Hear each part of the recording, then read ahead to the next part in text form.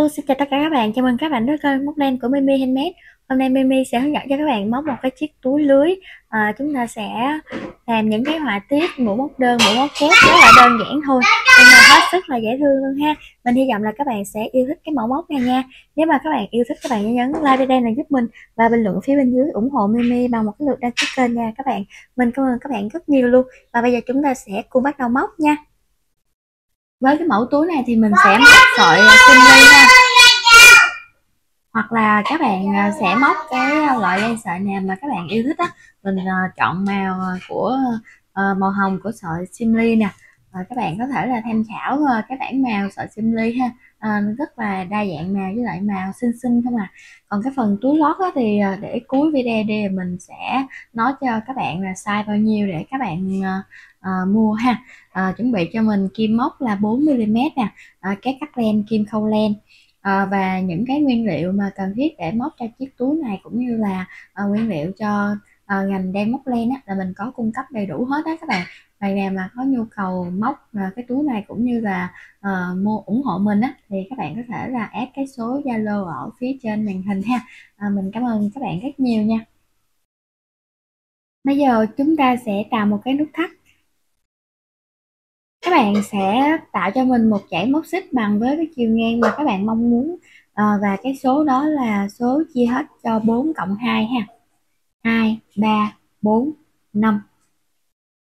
Mình đã tạo được một cái dãy móc xích gồm 34 mũi rồi nè các bạn. Tức là 32 cộng cho 2 là được 34 ha. 32 là số chia hết cho 4, rồi cộng thêm 2 nữa. Rồi các bạn sẽ đâm kim cho mình xoay ngang như thế này ha. Các bạn sẽ móc vào cái chân móc thứ 33, chúng ta sẽ móc một mũi móc đơn nha. Các bạn móc lên một mũi móc xích, bỏ qua cái chân móc bên cạnh này nè, móc vào cái chân móc kế tiếp á, và ở phần nhô lên nè, các bạn móc cụm một kép, một xích và một kép nha. Và các bạn, chúng ta đã móc được một cụm như thế này rồi nè. Một cụm của chúng ta bao gồm một mũi móc đơn, bỏ qua một chân móc, móc lên một mũi móc xích nè, móc vào cái chân móc kế tiếp, một kép, một xích và một kép ha.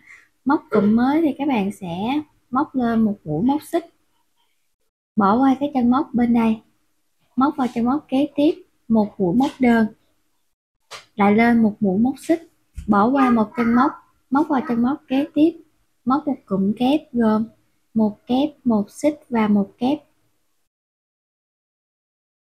Móc cụm mới lại móc lên một mũi móc xích, bỏ qua cái chân móc bên cạnh, móc vào chân móc kế tiếp một mũi móc đơn, lên một mũi móc xích, bỏ qua chân móc ở bên dưới, móc vào cái chân kế tiếp một kép, một xích và một kép.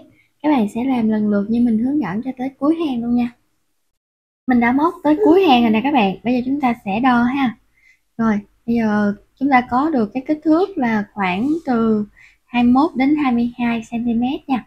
Nếu mà các bạn muốn móc nhiều hơn nữa thì các bạn cứ móc theo cái công thức của mình nói đó, số chia hết cho 4 cộng 2 là nó sẽ ra đủ cái họa tiết nha. Rồi bây giờ chúng ta sẽ móc cái hàng móc đối diện nha. Ở hàng này chúng ta móc như thế nào, bên đây chúng ta móc như thế nào thì bên kia chúng ta sẽ móc tương tự như thế. Như vậy các bạn sẽ móc vào cái chân móc cuối, coi như là chân móc đầu ở phía đối diện ha. Chúng ta lại móc một mũi móc đơn, lên một mũi móc xích, nẹp cái cọng len thừa này luôn. Rồi cái này nó dễ hơn rồi nè các bạn. Chúng ta sẽ móc vào cái cụm móc kép này nè, một kép, một xích và một kép. Rồi bây giờ chúng ta lại móc lên một mũi móc xích, móc vào cái chân móc mũi móc đơn trước đó nè, một mũi móc đơn nha, lại lên một mũi móc xích, móc vào cái cụm kép, một kép, một xích và một kép. Tiếp tục móc lên một mũi móc xích, móc vào cái chân móc mũi móc đơn, một mũi móc đơn, lại lên một xích, và các bạn sẽ lặp lại cái cụm móc này cho mình tới cuối hàng luôn nha. Một kép, một xích và một kép, lại lên một mũi móc xích. Mình đã móc tới cuối hàng rồi nè các bạn. Bây giờ chúng ta sẽ trượt mũi vào cái chân móc mũi móc đơn đầu tiên ha. Bây giờ chúng ta sẽ móc lên 3 mũi móc xích, quấn len một vòng lên kim, di chuyển tới cái cụm kép trước đó, chúng ta lại móc một kép, một xích và một kép. Chúng ta lại móc lên 3 mũi móc xích, chúng ta lại di chuyển tới cái cụm kép tiếp theo, móc một kép, một xích và một kép nha. Và cứ làm lần lượt như thế cho tới cuối hàng luôn nha các bạn. Móc lên 3 mũi móc xích, móc vào cái cụm kép trước đó, một cụm kép mới, một kép, một xích và một kép, lại lên 3 mũi móc xích.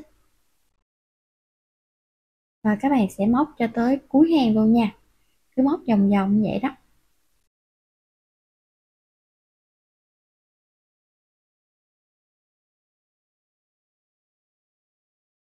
Rồi lại lên 3 mũi móc xích, và các bạn móc tới cuối hàng luôn. Mình đã móc tới cuối hàng rồi nè các bạn.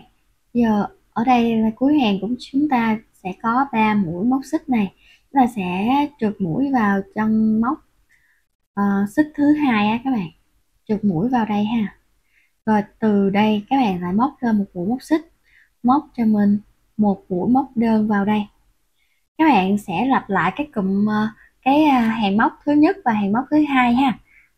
Tức là cái công thức nó cứ lặp đi lặp lại á, lên tới cái hàng tuốt trên cao, tới cái chiều cao mà mình mong muốn là chúng ta sẽ dừng lại thôi. Như vậy thì chúng ta bây giờ ở cái hàng lẻ thì chúng ta sẽ lặp lại hàng móc thứ nhất, ở cái hàng chẵn thì chúng ta sẽ lặp lại hàng móc thứ hai nha. Rồi bây giờ mình sẽ hướng dẫn cho các bạn thêm nè. Ở đây chúng ta có một mũi móc đơn rồi thì lại móc lên một mũi móc xích, bỏ qua cái chân móc bên đây nè, móc vào cái chân móc cái cụm kép này nè, một kép, một xích và một kép ha.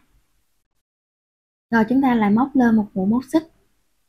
Tại đây các bạn sẽ móc vào cái ở chính giữa luôn, một mũi móc đơn nha. Đó, chính giữa của 3 mũi móc xích đó các bạn, là coi như là mũi trong móc thứ hai đó, nhưng mà mình móc ở chính giữa như thế này luôn nè. Rồi lại móc lên một mũi móc xích ha, móc vào cái cụm kép, một xích và một kép, lại móc lên một mũi móc xích, móc vào chính giữa này một mũi móc đơn, lại móc lên một mũi móc xích và chúng ta lại di chuyển vào cụm kép để móc cụm kép ha. Rồi lại móc lên một mũi móc xích nè. Các bạn sẽ làm lần lượt cho mình tới cuối hàng luôn ha, theo cái công thức của hàng móc thứ nhất á. Mình đã móc tới cuối hàng rồi đây các bạn. Bây giờ chúng ta sẽ trượt mũi vào cái chân móc đầu tiên này ha, lại móc lên 3 mũi móc xích.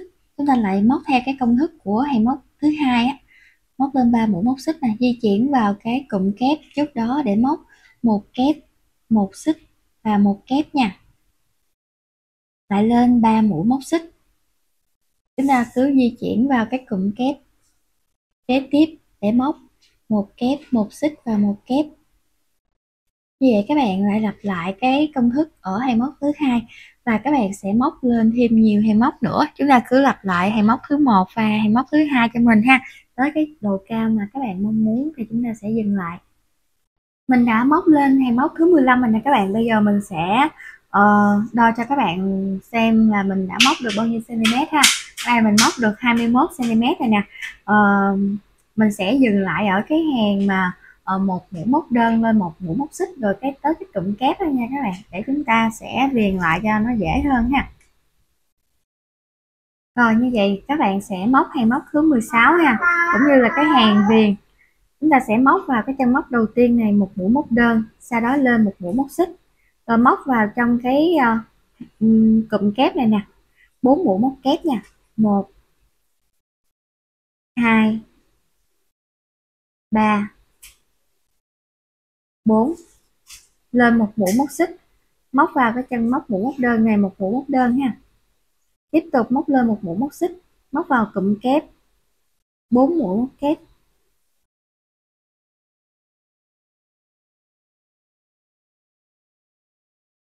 Rồi lại móc lên một mũi móc xích, rồi chúng ta sẽ móc một mũi móc đơn vào Các bạn sẽ lặp lại cái cụm này tới cuối hàng luôn nha. Mình đã móc cái hàng viền xong rồi nè các bạn. Bây giờ chúng ta sẽ lấy cái ghim đánh dấu ra ha, để mà chúng ta chia cái phần quai túi các bạn. Cái này nó sẽ có cái họa tiết đủ hết nè. Bây giờ chúng ta sẽ đâm kim vào cái chân móc mũi móc đơn. Ở đây là 2 cụm kép nè, chân móc mũi móc đơn ha. Rồi ở bên đây là 2 cụm kép, chân móc mũi móc đơn nè. Ở phía sau thì chúng ta cũng sẽ làm tương tự luôn.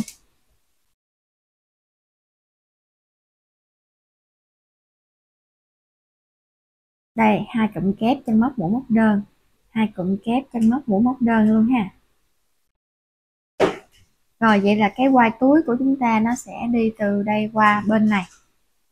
Giờ chúng ta sẽ tạo cái phần quai theo cái độ dài mà chúng ta mong muốn nha.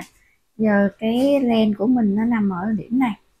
Rồi các bạn sẽ trượt vô đây một mũi, móc lên một mũi móc xích ha.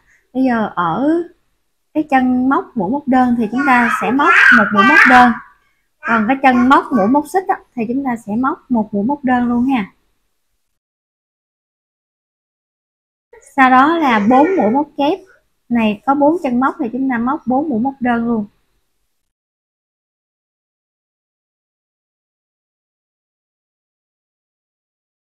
Rồi tới cái mũi móc xích nè, các bạn sẽ móc một mũi móc đơn luôn ha. Tới cái chân mũi móc đơn thì chúng ta móc một mũi móc đơn. Bên đây một xích thì móc một mũi móc đơn. Rồi lại tới 4 đơn.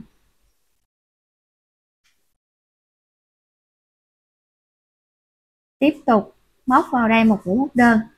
Cái chỗ ghim đánh dấu đây nè, các bạn sẽ gỡ nó ra và móc vào đây một mũi móc đơn. Sau đó lên một cái dãy móc xích bằng với cái độ cao, độ dài phần quai túi mà các bạn mong muốn nha.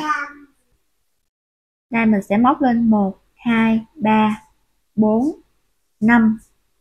Đã móc lên 60 mũi móc xích rồi nè các bạn. Bây giờ mình sẽ gỡ cái ghim đánh dấu này ra để mà mình móc một mũi móc đơn vào cái chân móc đó nha.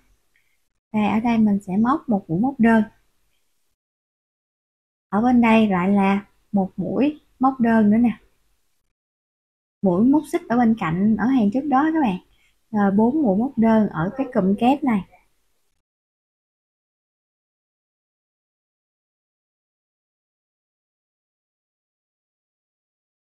Rồi tới đây là mũi móc đơn nè.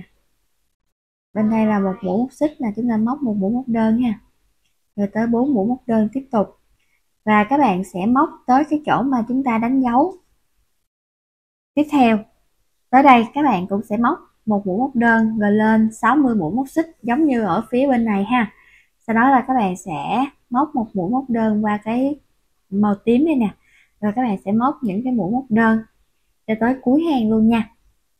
Mình đã móc tới cuối hàng móc thứ 16 rồi đó các bạn. Bây giờ chúng ta sẽ trượt mũi và kết thúc hàng ha. Móc lên một mũi móc xích để móc hàng móc thứ 17. Chúng ta sẽ móc mỗi chân là một mũi móc đơn. Và tới cái chỗ mình móc quai đó, cứ mỗi một mũi móc xích thì chúng ta sẽ móc một mũi móc đơn ha. Như vậy thì mình có 60 mũi móc xích, mình sẽ móc vào đó là 60 mũi móc đơn cho hai bên đó đó. Mỗi bên là 60 mũi. Còn ở chỗ phần viền ở phía ngoài này cứ mỗi chân móc là một đơn là được rồi ha. Rồi bây giờ mình sẽ móc một mũi móc đơn ở chỗ này. Đây cái chân móc đầu tiên của một mũi móc xích nè, móc một mũi móc đơn.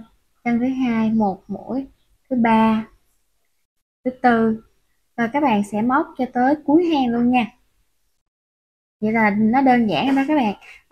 Đây là hàng móc thứ 17. Còn hàng móc thứ 18 thì các bạn sẽ móc mỗi chân là một mũi móc đơn luôn ha. Các bạn cứ móc cho tới cuối hàng luôn. Xong cái hàng này nè, lên thêm một hoặc là hai hàng mũi móc đơn nữa tùy theo cái độ dày của quai túi mà các bạn mong muốn nha. Rồi bây giờ mình sẽ móc hết cái hàng này rồi lên thêm một hoặc là hai hàng mũi móc đơn nữa nha. Mình đã móc tới hàng móc thứ 18 mà các bạn. Hàng móc thứ 18 là hoàn toàn là những mũi móc đơn hết luôn ha. Như vậy là ở cái phần quai của chúng ta có hai hàng mũi móc đơn như thế này nè. đơn giản ha các bạn. Bây giờ chúng ta sẽ móc lên một mũi móc xích đi rồi cắt len. Các bạn sẽ một lát nữa giấu cái cọng len này vào trong mũi móc ha. Rồi chúng ta sẽ lật nó lên.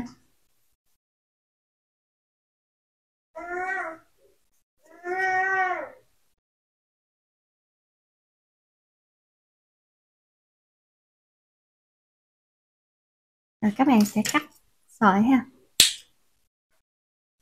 Bây giờ mình sẽ để cái phần túi này nè vô phía trong ha.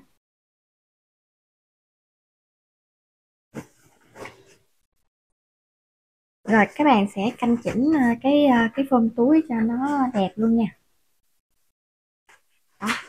Các bạn sẽ dàn đều nó như vậy đó, để cho cái túi này nè nó phồng lên. Bây giờ các bạn có thể là lấy cái dây ribbon 1 cm này nè, chúng ta sẽ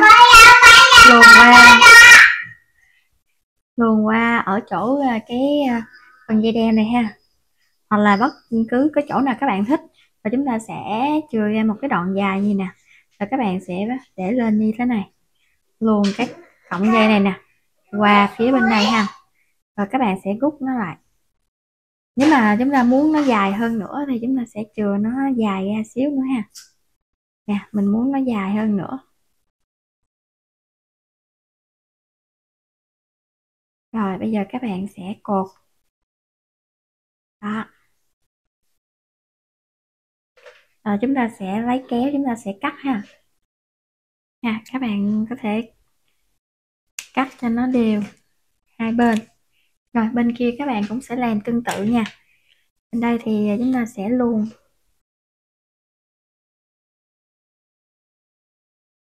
rồi chừa một dọc vậy đó.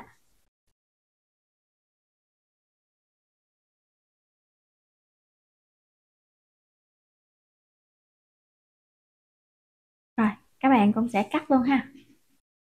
Mình gắn thêm cái móc khóa bé dịch vô bên trên cái chiếc túi này các bạn, cho nó dễ thương nha.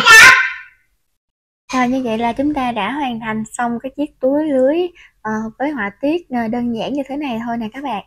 Mình hy vọng là các bạn sẽ yêu thích cái mẫu móc này nha. Nếu mà các bạn yêu thích, các bạn nhớ nhấn like video này giúp mình và bình luận ở phía bên dưới ủng hộ Mimi bằng một cái lượt đăng ký kênh nha các bạn. Mình cảm ơn các bạn rất nhiều luôn, và mình cũng cảm ơn các bạn đã dành thời gian ra theo dõi hết video này và thực hiện cái mẫu này cùng mình nha. Bây giờ mình xin chào tạm biệt các bạn và hẹn gặp lại các bạn ở những clip sau nhé. Bye bye.